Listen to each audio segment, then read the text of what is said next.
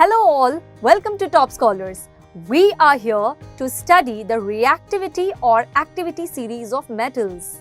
We know that it can be tedious for you guys to remember this series in sequence. Hence, we have come up with a mnemonic. Here it goes.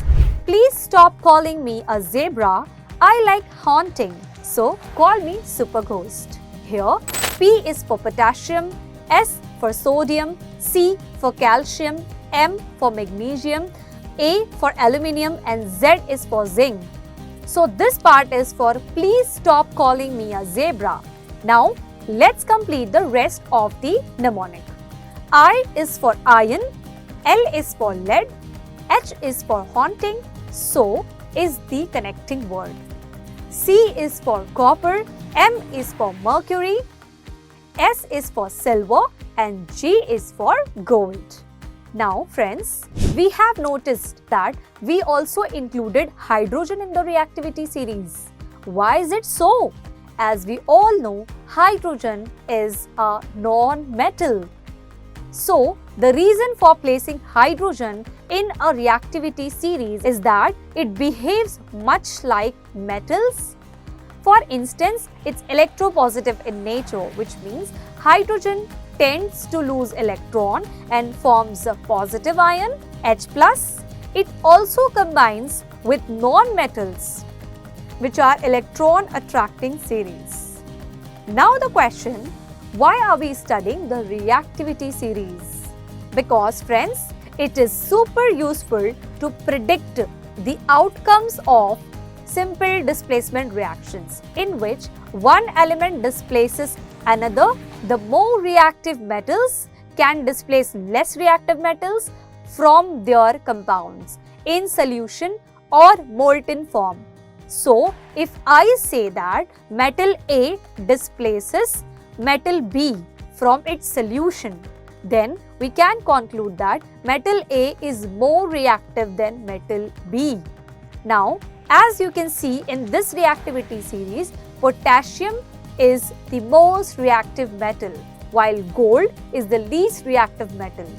And as we go down from potassium to gold, the reactivity decreases. Now, let us take an example in which zinc is reacting with dilute hydrochloric acid. That means we have zinc plus dilute HCl. You will see zinc is placed above hydrogen, right? So, it is more reactive than hydrogen. Hence, it can displace hydrogen in the compound HCl. Hence, we will have the formation of zinc chloride and hydrogen gas will be liberated. Now, let us take another example in which silver is reacting with hydrochloric acid. Now, if you see silver, that is Ag, is placed below hydrogen, which means it is less reactive than hydrogen. So, it cannot displace hydrogen and its compound HCl. Hence, it will have no reaction. Now, let's perform an activity.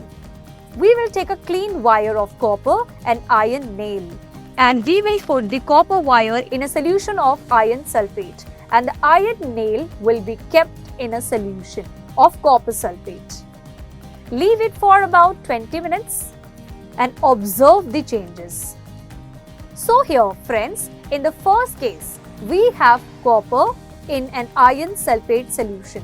Copper is below iron in the reactivity series, meaning it is less reactive than iron, so copper cannot displace iron from its compound iron sulfate or FeSO4. Hence, we will have no reaction in this case. Let's go for the next case in which we have added the iron nail to a solution of copper sulfate. Now, here you will see that iron is above copper in the reactivity series, meaning it is more reactive than copper.